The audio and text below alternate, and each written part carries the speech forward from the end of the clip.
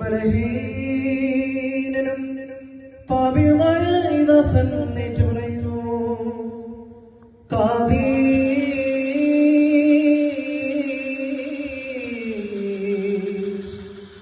ആവോ കാദീശോ.